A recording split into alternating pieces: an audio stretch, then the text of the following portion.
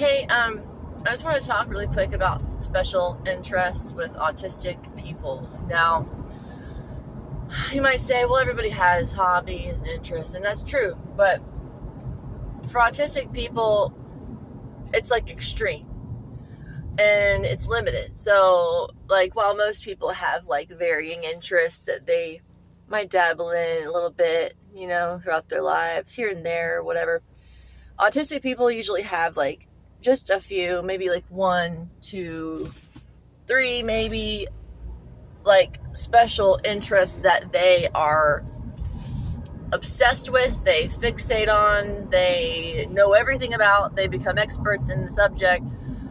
It's like they live and breathe this interest. And a lot of the time it's lifelong, from a very young age, their whole life. It's like they are that thing. That's what they are. It's like their identity. And as a Christian, my identity is in Christ, but a huge part of my identity is interior design. And I am not a professional interior designer in the sense that I went to school and I have, a degree and I work as an interior designer, but I consider myself an interior designer because that is what I am. That is my being. I have known from a very young age, like single digits, like maybe like 6 years old, that I was an interior designer. I just happen to know things about it without learning. I just know. I'll listen to videos on interior design for hours and find out that the things that they teach are things that I already knew. I remember when I was a child, I was watching the movie Annie. And I think most kids watch it for the story and stuff, and I did, but there was a scene where Annie is dancing around with the lady, I guess Daddy Warbucks' girlfriend, in her room. And all I could notice was how her room was decorated. And I was like, just captivated by it. And I was like, okay, well, I'm going to go make my room look like that. And I tried to copy everything about her room.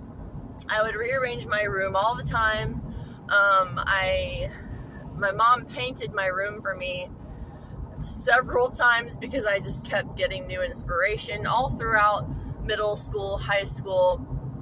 As soon as I got out on my own, it was just like a dream. I could decorate my apartment, my homes that I got throughout the years. I just obsessed, right? And I will decorate for hours and hours, and then I'll go to bed and I'll turn on decorating shows. Like, this is how it is, It's not like, oh yeah, I kind of like to go to Home Goods sometimes.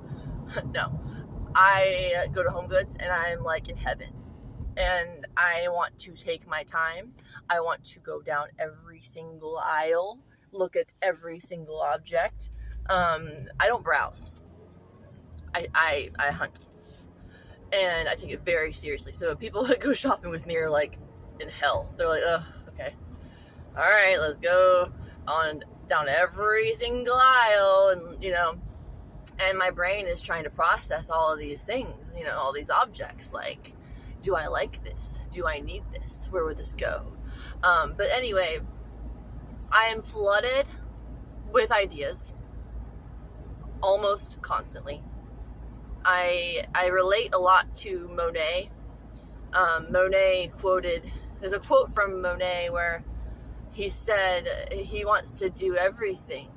He's absolutely bursting with ideas, and he sees so much beauty, and he wants to create so much beauty, something like that.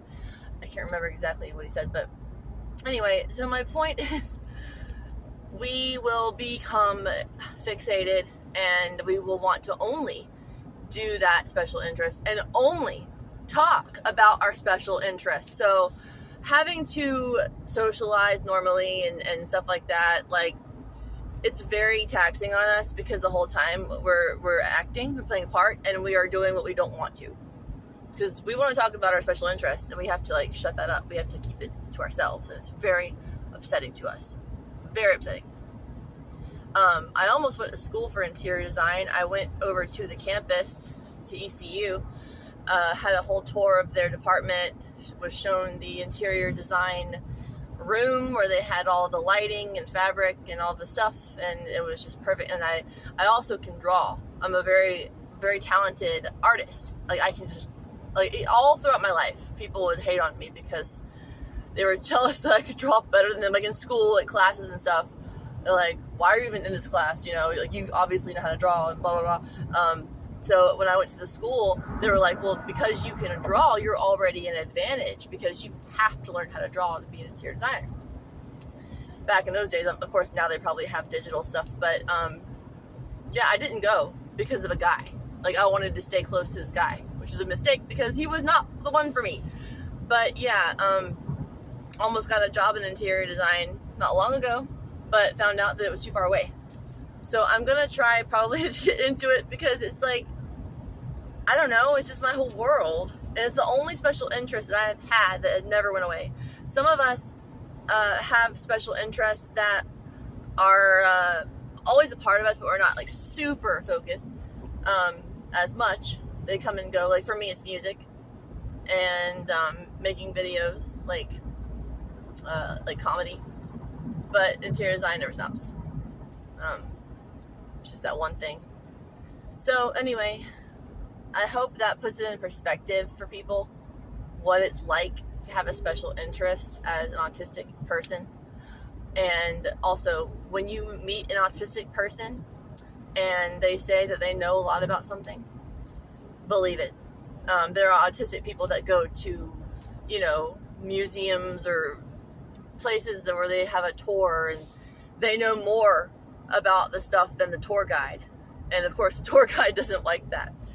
We tend to intimidate people with our knowledge, and they don't like that. But the truth is, we do know more about the stuff than they do. And a degree is not required for that. So, anyway, hope you have a great day. All right, God bless.